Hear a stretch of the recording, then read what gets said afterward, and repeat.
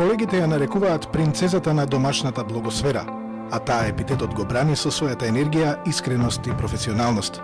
Најпознатото име во светот на онлайн пиарот на Балканов, со огромно искуство и во пошироки рамки.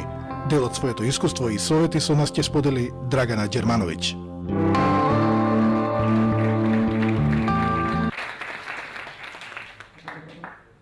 Dobar dan svima.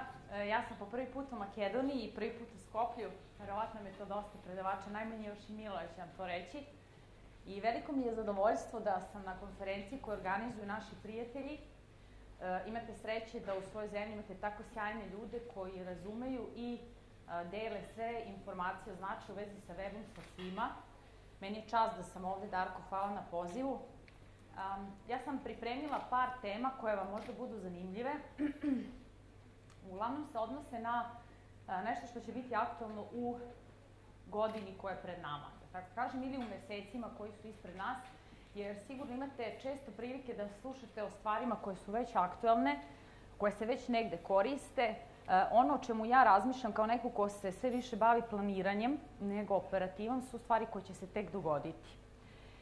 I s tim u vezi postoji nekoliko termina ili nekoliko podgrupa, podkategorija ove naše industrije koje ja zovem social web. I u okviru te naše industrije neke stvari se razvijaju brže, neke se razvijaju sporije. U principu najbrže se razvija ono što prihvate klasičan marketing i PR, da tako kažem, i ovi tradicionalni kanali komuniciranja, međutim nije to uvek i najbolja stvar.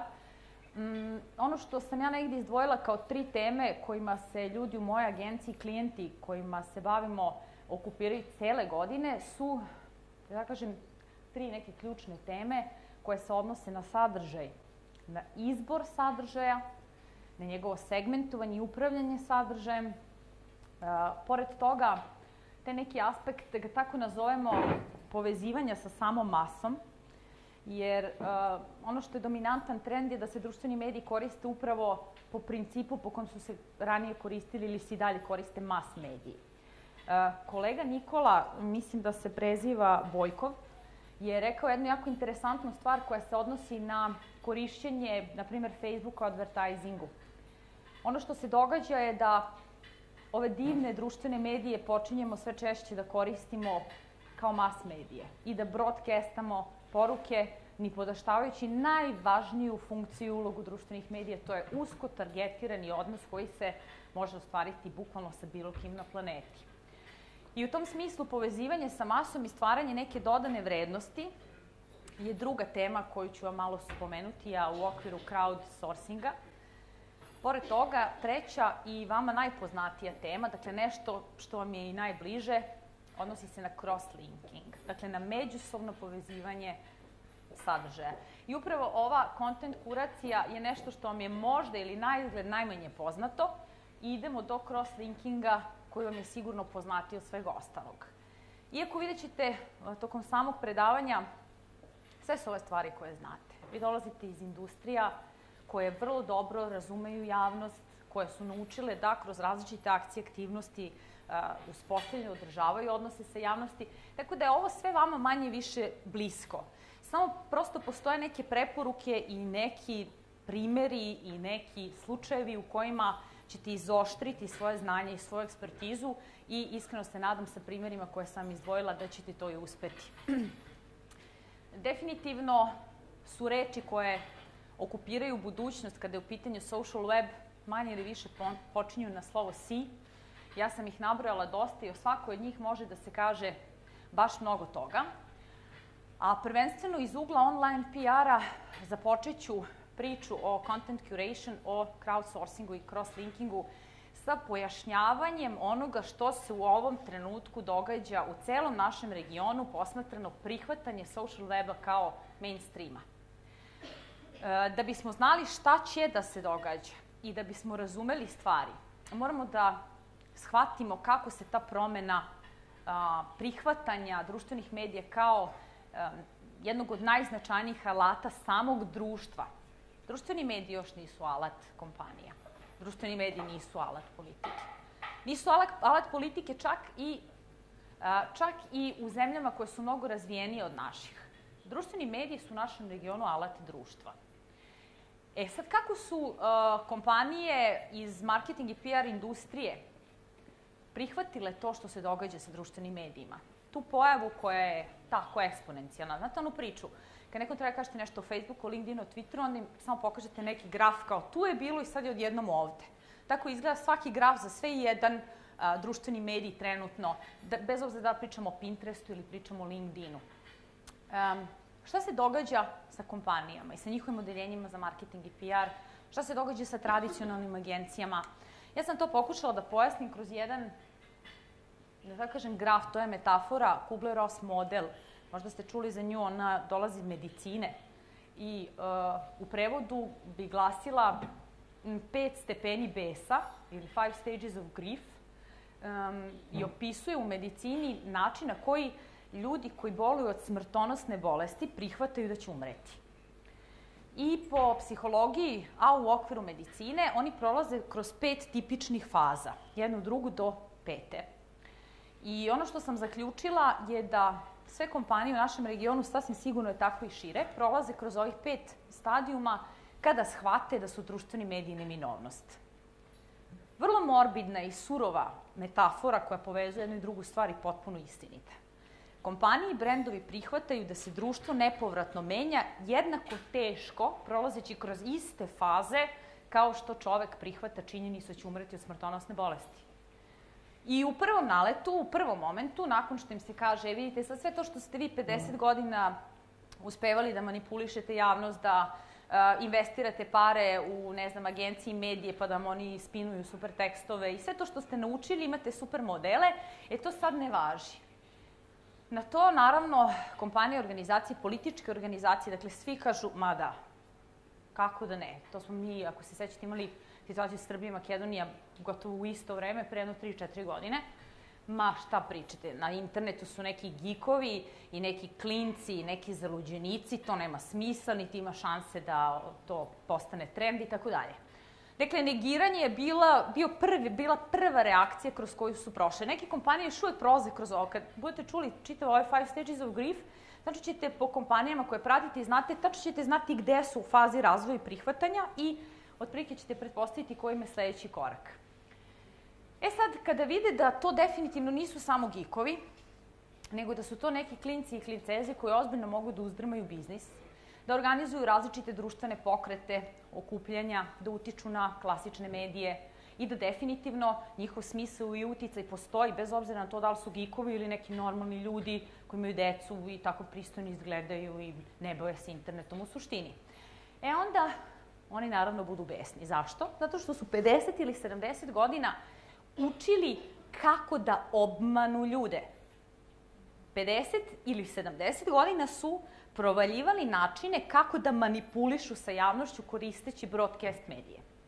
Mi njima imamo puno para, damo mediju, on to prenese, oni nemaju mogućnost za interakciju i vrlo jednostavno uspostavimo red koji se odnosi na spinovanje i definisanje stavova javnog mnjenja. Sad zamislite, toga više nema. I naravno, oni su besni. Svedočili smo ozbiljnim izletima besa od predstavnika kompanija koji kad su to shvatili, ono kao taman smo naučili kako da pišemo saopštenja za javnost i kako da preko marketinga dobijemo prostor u PR-u i šta sad. Treća faza je bila cenkanje. Kod mnogih kompanija to je trenutno najaktuelnija faza. Cenkanje vam je dobro, to nisu gikovi, u redu, tu ima nekog smisla.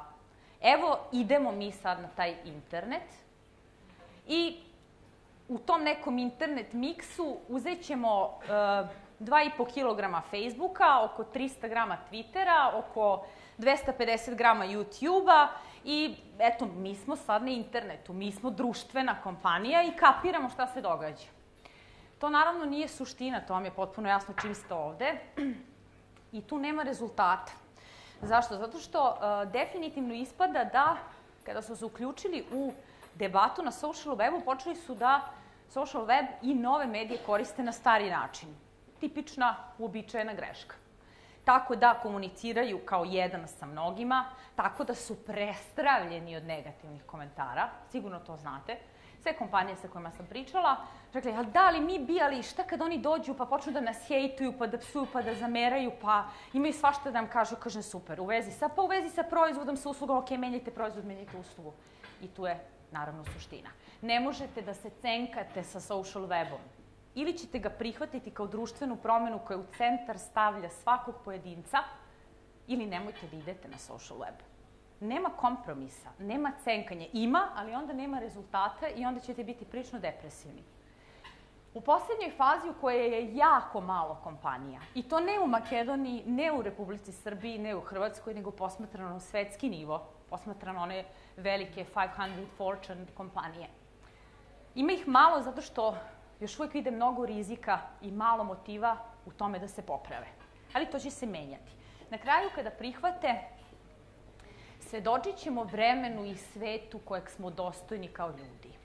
Vremenu i svetu u kojem svako od nas ima bitno mesto. U kojem je važno da li smo zadovoljni ili ne onim što nam brendovi nude. Živećemo u svetu u kojem mi odlučujemo o sopstvenom životu u mnogo većoj meri nego što je to bilo ranije. I društveni mediji guraju tu promenu u jednom jedinom smeru. Opštem popravljanju sveta za obične ljude. I sad mi tu borbu ne bi dobili, jer su oni mnogo jaki, ali ćemo je dobiti zato što nas ima mnogo. I nas mnogo menjamo malo po malo ili u isto vreme u svakom kraju sveta svet na bolje za sebe. Kad oni to prihvate, pristupit će društvenom webu na različite bolje i kreativnije načine nego što to rade sad, a o tome ćemo pričati u nekom momentu na nekoj narednih konferencija. A vi ćete već sad na osnovu ovih par parametara tačno, povezujući 2 i 2, vidjeti gde se kompanije sa kojima se družite nalaze. I otprilike ćete predvideti i kako će izgledati njihov sledeći korak. Sad, kada prihvate da je social web tu, da je društvena promena nastupila i da se tiče svega. Tiče se politike, tiče se biznisa, tiče se nevladinih organizacija, promena se tiče kulture, tiče se javnih ličnosti, obrazovanja. Dakle, ovo što se događa tiče se svake industrije koja je postojala pre ekspanzije ljudi na društvenim medijima. I sad kad oni to prihvatu, radit će jedno ili drugo ili treće, testirat će, proveravat će, povezivat će se sa manje ili više uspešnim freelancerima, agencijama, tražit će ljude u svojim kompanijama. Sve će to ići na neke već poznate načine. Neko će biti više uspešan, neko će biti manje uspešan. Ali ono što će definitivno da se desi nakon prihvatanja je obraćanje pažnje i ozbiljnog fokusa na content curation. To su dve reči koje će vam pre ili kasnije neko reći ili ćete imati prilike da o njima slušate ili ćete i sami nešto na tu temu čak da pišete i ja vas u tome ohrabrujem. Radi se o nečemu što je zapravo vrlo poznato i vrlo jednostavno, ali posmatrano web ima malo drugačiju priču. Kuratori su vam ljudi koji, na primer, rade u muzejima. Najpoznatiji kuratori na svetu su muzejski ljudi koji uređuju postavke u različitim galerijama i muzejima. Šta je njihov posao? Od stotina umetničkih dela, na primer, možete da zamislite kako to izgleda u Louvru, oni naprave pažljivo, precizno organizovane prostorije u kojima hodnici, sobe i zidovi nose tačno određena umetnička dela.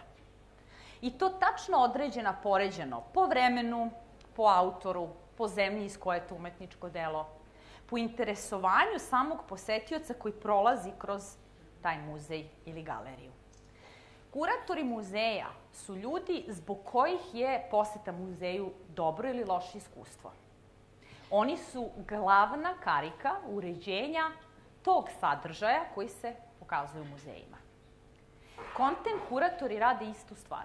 Posmatrano sadržaj na internetu. Vi sada imate stotine hiljada web mesta koja su vlasništvo samih brendova. Web sajtovi, profili na kojekakvim tuđim društvenim mrežama. Mislim da svaka kompanija ima bar 10 nekih lokacija i mi lično ih imamo na, ne znam, stotine. Stvar je u tome što je sadržaj poslagan haotično, bez ikakvog smisla, pa imate kombinaciju umetničkih dela iz 15. veka i iz 21. Imate neko smeće koje su pokupili usput i neku zaista retku umetničku vrednost u smislu sadržaja, koje su tako nabacane jedno na drugu i potpuno neupotrebljive. Oni koji se bave kuracijom tačno znaju šta, gde i kako treba da se stavi. Oni uređuju različite umetničke događaje, pa čak i modne. I svaki detalj je složen tako da privuče maksimalnu pažnju. Znate, one priče, mislim, sećate se svih onih priča o webu još kada je počela ova naša revolucija koju Darko i ekipa guraju po celom regionu, gde smo pričali content, sadržaj, content is the king ili takve neke stvari. Ovo je dosta drugačija stvar, ali ne radi se samo o sadržaju. Evo primer. Ako se zapitate koliko vas koji koristi društvene mreže je u poslednjih 20 postova koje je postavio bilo gde, postavio originalne sadržaje, a da nije linkovao, retweetao, rešerao nekoga. Pitanje je, nezgodno je li odgovor baš onakav kakav i očekujem, a to je da najčešće šeramo tuđ sadržaj. Šta šeramo? Šeramo linkove, šeramo prezentacije, šeramo tuđe postove, šeramo tuđe statuse, retvitujemo ih na Twitteru, iste stvari radimo i na LinkedInu. I postavlja se pitanje, pa gde je originator sadržaja? Mi smo se pretvorili u mas produkciju, ali čega? Recikliramo. Ne znam, 90%, 80%, je ovaj kolega Nikola, bio je još jedan Nikola pre mene, može isto tako da napravi neko istraživanje. Gde su nam originatori? Kada mi samo delimo tuđ sadržaj, i to do te bolne mere. Ko od nas piše kvote, radi analize, piše blog postove, fotografiše, snima videa i deli svoj sadržaj? Uglavnom to ne radimo, pre svega zato što nam za šerovanje tuđeg sadržaja treba manje vremena. S druge strane, nagrada dolazi brže. Nekako ste lajkovani i dopali ste se ljudima, bez obzira da li je sadržaj vaš ili ne, samo ako ste ga podelili. Za to postoje i posebni servisi. Dakle, osim što mi sami smo se pretvorili u mašinu za reciklažu tuđih sadržaja, postoje i specijalizovani servisi koji rade upravo to. Koji skupljaju sadržaje svude po webu, kao što i Twitter upravo postao u Makedoniji, kako smo imali prilike da čujemo, i pretvaraju se bukvalno u neku vrstu agregatora. Mi sami kao useri ne produkujemo sadržaj i delimo ga jedni s drugima i u tome nam pomažu još i raznorazni drugi servisi kojima je, za razliku od nas, posao da agregiraju sadržaj. Ovako izgleda jedan od tih servisa. Ali imamo zvuk, Darko? Čekajte samo da proverim. Kod mene je sve dobro. Ok. Samo neka vidi. Zvuk na prezentaciji. I šta rade servisi? Prikupljaju sve sa različitih mesta i omogućavaju da to sve lepo pregledate i time upravljate na način da je vama najzgodnije, da potrošite minimalno vremena i cela suština sa sadržajem se pretvorila u redu.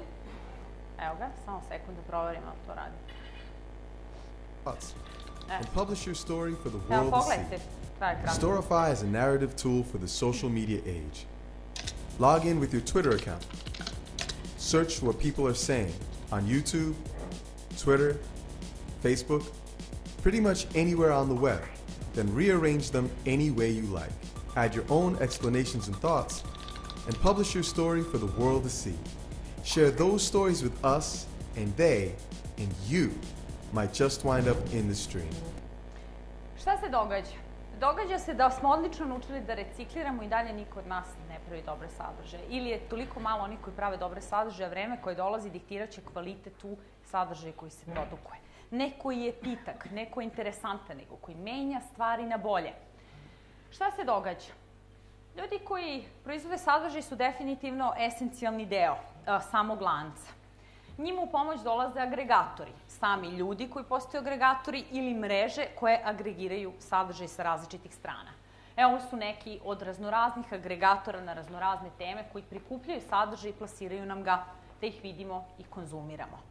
Ali, ni dobar sadržaj, kojeg očigledno nema, ni agregatori, kojih ima mnogo više nego što su nam potrebni, neće napraviti vrednost od bilo kog mesta na webu i na bilo kom kanalu social weba ako nemamo adekvatnu kuraciju.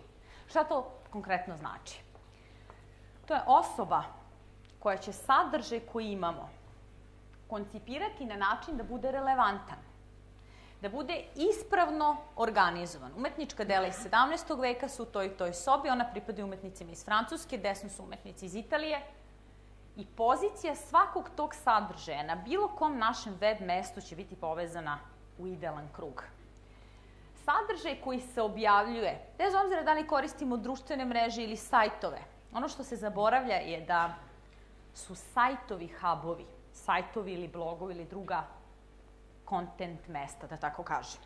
Nikada nećete moći da razvijete konverzaciju do mere da je vredni i da daje value ako je na društvenim mrežama. Ona mora negde da vodi u vašu kuću, u vaš dom na internetu. Vi možete povremeno da straćete na bilo koju od društvenih mreža, ali svoju kuću morate uređivati tako da prima i share value sa posetiocima. Sadržaj koji je poželjan, koji je jedinstveni, koji je premium. Ono što kažu trendovi je da će u narednoj godini stara industrija dobiti svoje novo mesto, novinarstvo. Ljudi koji su pravi novinari, istraživači novinari ili ljudi koji razumeju da razlikuju važno od nevažnog će dobiti mesto, ali ne u novinskoj industriji, već kao ili pomoćni ljudi ili sami kuratori sadržaja za različite web lokacije, za web platforme, za sajtove brendova, za njihove interne i eksterne društvene mreže. Jer oni mogu veoma precizno da definišu poželjan, jedinstveni premium sadržaj i verovatno čak i da ga produkuju. Ono što definitivno neko ko je content kurator treba da radi, i to je zanimanje koje će se isprofilisati u narednoj godini i u naredne 2-3 godine posle toga intenzivnije, kao što sad imate community menadžere, to je osoba koja mora da poznaje industriju perfektno, koja mora da poznaje konkurenciju, trendove, tehnologiju, koja mora da definiše urednički pravac nastupa kompanije, brenda, organizacije, javne ličnosti na svakoj društvenoj mreži ili bilo kom mestu na webu. I na kraju da priprema i razvija planove unapređenja uredničkog sadržaja. Kada smo pripremali redizajn Novakovog sajta, prvo smo se bavili analitikom jedno mesec dana. Pokušavali smo da shvatimo za šta postojećim korisnicima služi zvanični sajt Novaka Đokovića, koji je tad bio, kao i sad, prvi teniser sveta. Naravno, u tome nam je mnogo pomogla formalna analitika. Sproveli smo istraživanje među njegovim fanovima i ljudima koji su mu bliski. I na osnovu tih stvari je pažljivo definisan urednički pravac jednog sajta. Znate, koliko ima sajtova koje poznate koji imaju definisan urednički pravac i raspored objava na tačno određenim mestima, da ne pričamo o sajtu klasičnog medija.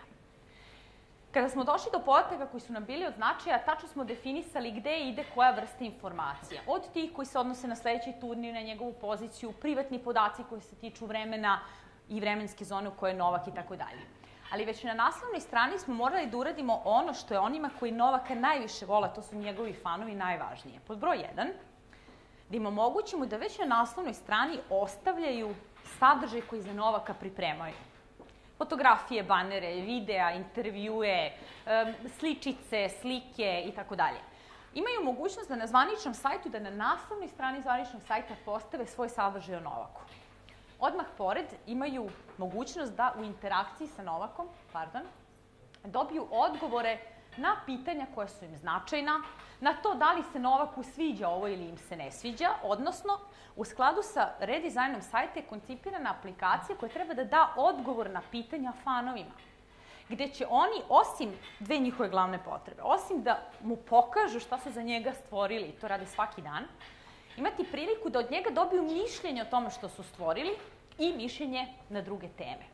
Svaki detalj tog sajta je uređen ne u skladu sa web trendovima i grafičkim dizajnom, već u skladu sa potrebama ljudi koji dolaze i koji se menjaju, a mi smo im hub, mesto koje je 2-3 meseca posle redizajna dobilo 4 puta više poseta nego u najluđim danima pre same izmene.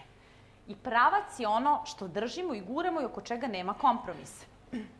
U ovom primjeru muzeja koji sam spomenula, kažu da je najčešće kurator u muzeju upravo direktor muzeja. Dakle, prva osoba ili CEO muzeja. Po mom dubokom uverenju, content kurator bloga, korporativnog bloga i web sajta morao bi postati social media strategist. Dakle, osoba koja je glavna za koncipiranje strateškog pravca morala bi biti osoba koja upravlja, selektuje i pozicionira kvalitetan sadržaj. Što se tiče druge teme, tog crowdsourcinga, on vam je, kažem, poznatiji. Sve do cross-linkinga koji vam je skroz poznat. Ali šta je tu interesantno? Ova je knjiga iz koje derivira naslov pre nekoliko godina, toplo preporučujem da je pročitate. Kažu, crowdsourcing je outsourcing celom svetu ili crowdu. Na različite načine koristimo tehnike crowdsourcinga. Jedna od njih je crowd wisdom. Ono što je definitivno istina je da masa ili veliki broj ljudi sigurno posjeduje više mudrosti, kreativne energije nego što to posjeduje bilo koji pojedinac. I kako to pametne kompanije koriste? Dakle, morat ćete da opredelite content kuratora, osobu koja će voditi računa o sadržaju. To je jedna od stvari koja će vas sačekati sledeće ili u naredne 2 godine. Druga kojom ćete se baviti, a njom već otprilike sad, je kako da povežete masu u proces kolaboracije sa svojim brendom. Evo kako je to uradio Starbucks još pre 2-3 godine. Napravili su sajt koji se zove Starbucks Idea i na tom mestu svi koji vole Starbucks dele svoje informacije i impresije i sugestije samom Starbucksu kako da popravi sopstvenu uslugu ili proizvod. Znači, uslugu u smislu da ima više fotelja, da je prijatnije svetlo zagušenje i proizvod da ima ovu kafu ili onu ili onu. Sami useri onda glasaju za najbolje predloge, jer ko ima veći interes da Starbucks bude bolji od onih koji ga stvarno vole? Malo ko. Osim Idea Storma, jedna od najpoznatijih primjera uspešnog crowd wisdoma je Wikipedia. I o tome znate sasvim dovoljno. Stvaramo svakoga dana novu i bolju enciklopediju. Crowd wisdoma ima na svakom koraku. Stvar je u tome što crowd, o tome pričamo na kraju ovog bloka, ne funkcioniše tako jednostavno kako mi iz tog social media industrije mislimo, a posebno tako jednostavno kako misle ljudi iz tradicionalnog marketinga i PR-a. Druga bitna tema u vezi sa crowdom je crowd creation. I naravno, masa logično, pametnije, brže, iskusnije kreira, ima je više. U njoj ima pojedinaca koji znaju mnogo više nego što jedan čovjek može da zna. I posebno kada se udruže, putem jednostavnih kolaborativnih alata daju dodanu vrednost na različite načine. Meni je jedan od interesantnih primjera je ovaj tip Jer koji je napravio Google. U stvari nije ga napravio, nego je ljudima dao platformu kao za 100 različitih drugih stvari. I rekao, posle mnogo meseci ove ekonomske krize otvorili smo platformu na kojoj će ljudi jedni s drugima da dele savete, znači tips o tome kako da uštede, kako da naprave zabavu za decu, a bez mnogo para, kako da žive više green nego što su do tada i tako dalje. Crowd kreira fenomenalne savete koje jedni sa drugima dele, menjaju, glasaju njima i popravljaju život jedni drugima. Crowd voting, sve interesantniji, sve zanimljiviji, jedan od poslednjih akutnih ili aktualnih primjera, onaj koji se odnosi na Bank of America. Jedna cura, Molly Catchpole, 22-23 godine iz Vašingtona, rekla ne, neću da plaćam $5 mesečno za održavanje kartice Banci Amerike, ne vidim kakav value dobijam. Ali ona je to, za razliku od tradicionalnih medija i broadcastera, rekla na glas putem sajta koji se zove change.org. I u 2 ili 3 nedelje prikupila je oko 300.000 ljudi koji misle isto što i ona. I naravno ono što se posledično događa je da se ta vrsta uticaja i organizovanosti crowda prenesi u tradicionalne medije. Vrlo brzo su o tome počeli da pričaju mediji. Pritisak na samu banku je bio sve jači. Ubrzo se pročulo da i druge velike američke banke planiraju istu stvar. I onda je izašao CEO Bank of America i rekao je, u redu, mi poštujemo, mi slušamo, svaka čast, baš nam je važna masa ljudi, nećemo uvesti tu novu promenu. To je bila jedna mala, ali zapravo veoma velika pobeda. Oni ne smeju i ne mogu upravljati onim što se tiče naših života bez da smo i sa tim saglasni. I jedna cura, bez obzira gde je, bez obzira koliko ima godina, tu promenu je i napravila. Crowd voting je jako zanimljiv da se uključi u projekte koje imate za klijente, prvenstveno zbog toga što skidate odgovornost i brinete o crowdu na način da brinete o njihovim osjećanjima i o pravičnosti. Evo zašto to mislim. Mi smo pustili aplikaciju u kojoj smo omogućili fanovima da postavljaju Novaku različita pitanja iz različitih oblasti. Aplikacija se zove Nole for You i fan dođe, postavi pitanje, postoji neko određeno vreme u kom se očekuje da Novak da video odgovor. Ono što je lepo je da možete glasati za bilo koje od pitanja, što je još lepše, možete da glasate za pitanja koje su postavili vaši prijatelji, a uvijek nekako vam je to sasvim okej. Ali na kraju šta se događa? Posle 10-20 dana mi dobijamo 10 top pitanja koje su postavili fanovi, jer Novak ne može da odgovori na stotine pitanja. Njemu je veoma komplikovano da se organizuje, da da intervjue koji su mu pod mast, da odradi sve interakcije koje ima po ugovorima i tako dalje. I da bismo mi izašli u susret svim fanovima, treba da odgovorimo na pitanja koje su što većem broju fanova interesantna. Oni ih postave, među sobom glasaju za ona koja su najbolja i na kraju, sasvim mirno, odgovaramo na top 10 najvoltanijih. I do sad u, ne znam, 11-12 krugova koje smo realizovali, nijednom se nije postao pitanje zašto je odgovoreno na ovo, a ne ovo je bilo glupo, ovo je bilo pametno i tako dalje. Jednostavno, taj voting element prebacite na samu masu i masa će među sobom da uređuje koji je to sadržaj koji treba podići ili koji eventualno treba spustiti. I zaista je tad sve potpuno clear i potpuno čisto. Ovo upamtite posebno kod kreiranja Facebook aplikacije, takav model vam može mnogo pomoći. Ovde sam stavila primer, da vidite kako izgleda jedno davanje odgovora nakon završenog ciklusa, gde ljudi tačno osjećaju da to nije samo neka internetska akcija, već da taj voting ima veoma velike veze sa samim brendom i da povratno za to dobijaju veliku nagradu.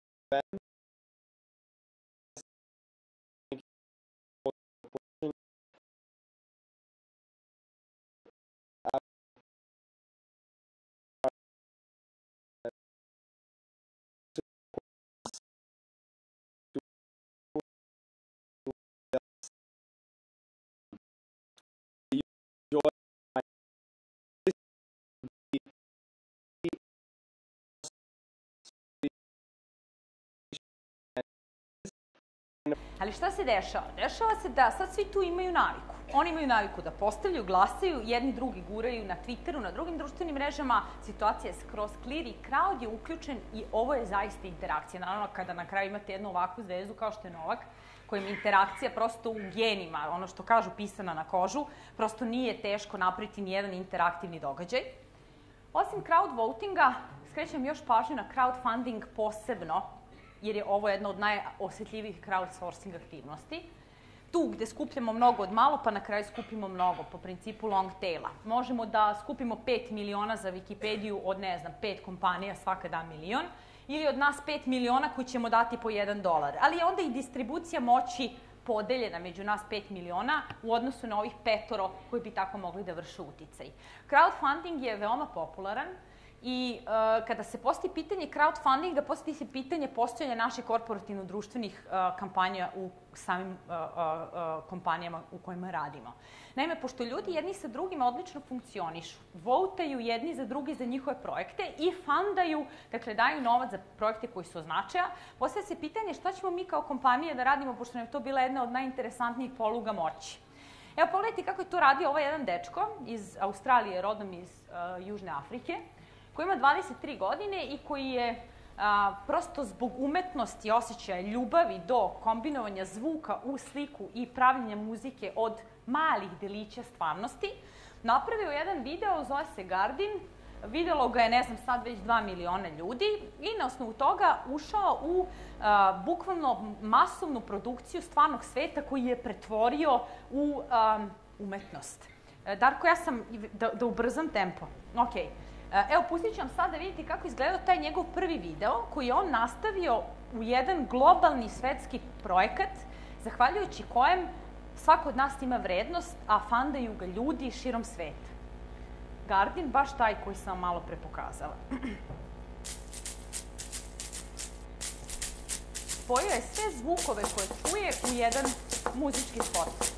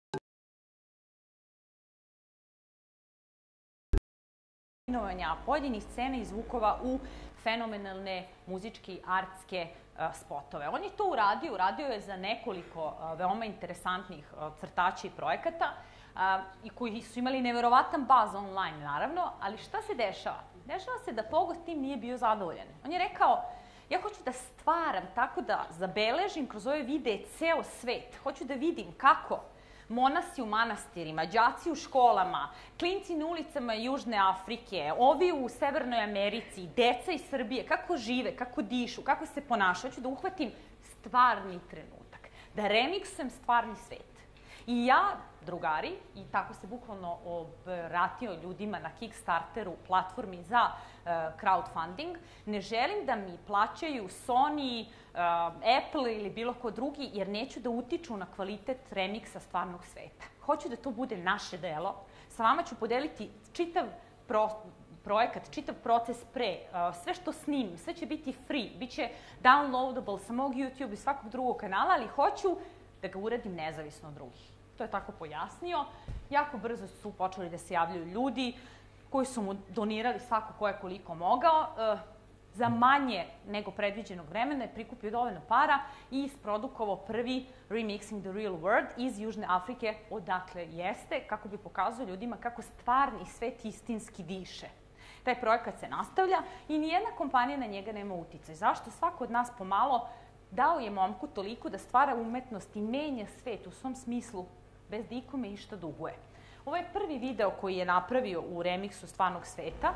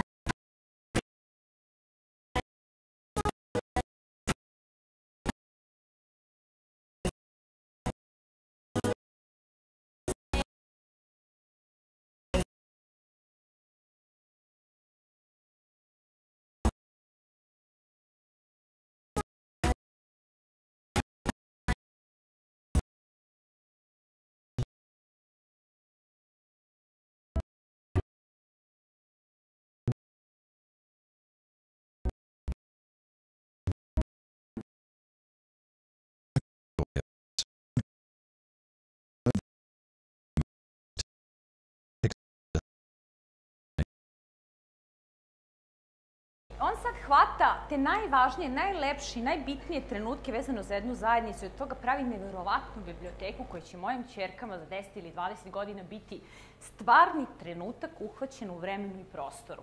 Pored Kickstartera koji služi za crowdfunding, postoje toliko drugih servisa od kojih su neki usko specijalizovani zato što predstavljaju funding novih mobilnih aplikacija. Neki od njih predstavljaju funding, na primer, meni omiljeni, novinara i istraživačkog novinarstva. Ne znam da li vam je poznat ovaj servis, zove se Spot Us. Na njemu novinari kažu ovo su teme koje su vruće, kojima želimo da se bavimo, naša redakcija nas za to ne plaća. Da li ste voljni da date $1, 2, 3, 5 i da mi napravimo konačno priču o tome kako ta kompanija, treba reći Coca-Cola, nemamo na spisku, truje ljude. I ono kao, niko se ne usuđuje da to uradi, aha, evo on to hoće, svako da pomalo i nastane jedan fenomenalni istraživački tekst. Njemu treba novac da napravi takav tekst, mi ga imamo, neće da ga da Coca-Cola, ni CNBC, ali na kraju udružimo se i napravimo vanrednu stvar, to se sa Wikipedijom događa stalno. I šta je na kraju suština? svi ovi crowd projekti uspeju kada ih organizuje crowd, a ne uspeju kada ih organizuju kompanije, zato što kompanije razmišljaju samo o tome što će da dobiju od mase. Dok ljudi u tom procesu interakcije razmišljaju o tome šta će da dobiju, ali šta će da daju. I postoji fini balans u interakciji razmene dobara i energije, koje mi kao ljudi jedni s drugima nekako uspešno delimo, ali kompanije sa nama još uvek ne. Zato je crowdsourcing jedna od oblasti kojom će morati ozbiljnije da se bave. Međutim, ono što moramo da zapamtimo, bez obzira da li se upuštamo u crowd aktivnosti kao deo crowda ili kompanija, je da crowdu treba motivacija. Oni moraju da razumeju za šta bi se angažovali i tačno šta društvo ili neki pojedinac od toga imaju. Pored toga, iako je to crowd projekat, on mora da ima koordinatora. Nekog ko je čovek iz senke koji ipak administrira čitav tok proces i odgovara ljudima na pitanja. Ako se radi o crowdfundingu, ne zaboravite da ljudi koji učestvuju u okviru crowda moraju biti akcionari. U Pogovom slučaju, akcionari su besplatno dobijaju visoko kvalitetni umetnički rad, da ga slobodno downloadu i šeruju sa drugima. Ako vam, kao u slučaju Vizio Shopa u Srbiji, ljudi šalju dizajn t-shirta koji vi posle prodajete kao portal, sasvim je okej da im date deo profita od onoga što prodate zahvaljujući njihovom dizajnu. Ako to ne uradite, jednom ćete prokoskati poverenje crowda. U crowdfunding projektima sami učesnici ili crowd moraju biti akcionari. I na kraju, zašto je uopšte priča crowdsourcinga bitna? Ovo nemojte zaboraviti. Ljudi veruju u ono što stvaraju. Ako ih uključite u neki proces, verovaće i vama i procesu više nego kada su iz njega isključeni. I na kraju, vrlo brzo, priča o cross-linkingu, to je nešto što vam je potpuno poznato, međusobnom povezivanju. Ovo je neki Washington Post, neki strani blog je objavio ovu fotku pre nekog vremena. Kaže, na Washington Postu postoji preko 20 linkova do Facebooka. Pazite ovo, Washington Post je 20 godina smišljao načine kako da dovede ljude na svoj sajt. I sad, u ovom trenutku, ih sa tačno 20 mesta vodi na Facebook. I na još 5-6 mesta ih vodi na Twitter. I onda se postavlja pitanje za šta smo sve to vreme, sve te decenije provaljivali i uspostavljali odnos i kvalitet našeg web mesta, kada ih na kraju vodimo napolje. Samo još jedna napomena, jer pričamo o Facebooku kao najpopularnijoj društvenoj mreži koja definitivno priča za sebe. To je ipak novi medij, koji je društveni medij. Kod njega najočiglednije vidimo kako nove medije koriste na stare načine. Novi mediji se koriste na nove načine. Zašto bi vam bilo bitno da imate 100.000 fanova, od kojih je 90.000 došlo da bi dobili džabe sladoled? Umesto da se povežete sa ljudima za koje znate odakle su, koliko imaju dece, koja su im interesovanja, koju muziku vole, koliko često glasaju. Dakle, vi dobijate alat za kojim je marketing decenijama unazad plakao i koristimo takav alat za masu, za masovno komuniciranje, za broadcasting. Za to postoji televizor. Potencijal bilo koje društvenih mreža, posebno Facebook, jer za to znam da sigurno koristite u nekim od kampanja, je potpuno obesmišljen. I prve kompanije koje shvate značaj uspostavljanja odnosa sa baš određenim predstavnicima javnosti će napraviti izvanredne rezultate. Za ostalo, napustite Facebook i odite na TV. Evo kako to radi, na primer, pomenuta Bank of America, koja je veoma social, da kažem. Ovo je njihov web sajt, nigde na njihovom web sajtu neće se naći link do njihovog Facebooka ili Twittera. To je druga krajnost odnosno na onaj Washington Post. Zašto? Zato što igrom slučaja oni imaju stranicu na Facebooku koja ima preko 500.000 fanova. I oni nigde na stranici ne linkuju i ne povežu ljude. Pazite, ni na jedno mesto, ajde, ovi su preterali, ovi, okej. Ista stvar i sa Twitterom. Imaju dva veoma ozbiljne naloga, od kojih je ovaj i verifikovan. Imaju 40 ili 25.000 followera. Na njihovoj korporativnoj stranici nigde ne postoji naznaka da su oni social kompanija. Zašto kažem social kompanija? Drugi odnos imate do firme koju možete da pingnete preko Twittera ili druge društvene mreže. Drugi odnos imate do firme za koju znate da možete da je prozovete, da je pitate i da proverite na koji način ulazi u interakciju sa vama, nego do kompanije koje su potpuno zatvorene. Ovo je, dakle, ta jedna krajnost u pozitivnom i u negativnom smislu. Naravno, mora se napraviti neka mera i na samom kraju, ja bih vam to rekla na ovaj način.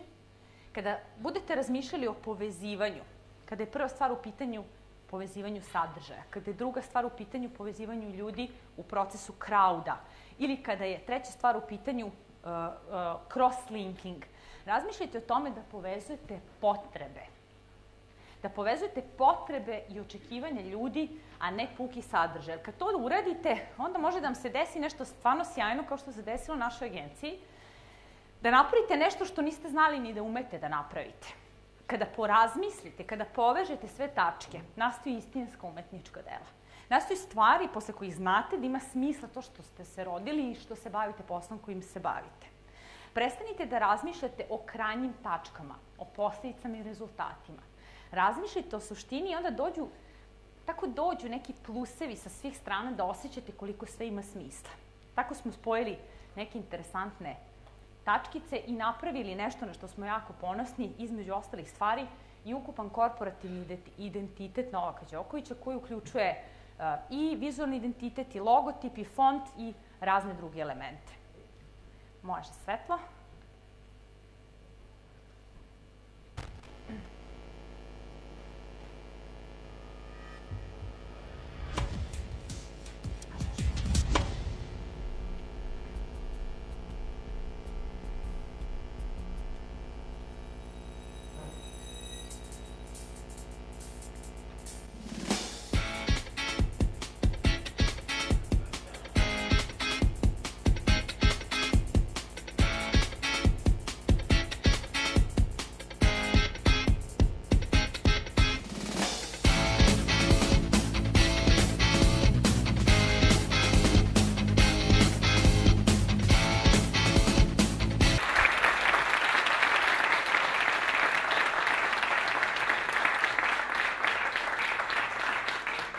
Slušajte osjećaj i kad znate da radite prave stvari, možete čak i da zaboravite statistike koje vam je Nikola rekao, ali u suštini povezujte potrebe i slušajte sebe. Pričamo o social industriji, gde sve u vezi sa ljudima, a ljudi su u vezi sa osjećanjima. I tu nema metrike, nema brojki, nema statistike koja vas može izvesti na pravi put koliko osjećaja. Ja sam zaista uživala da budem sa vama danas i želim vam puno uspeha u svemu što ćete raditi. Hvala.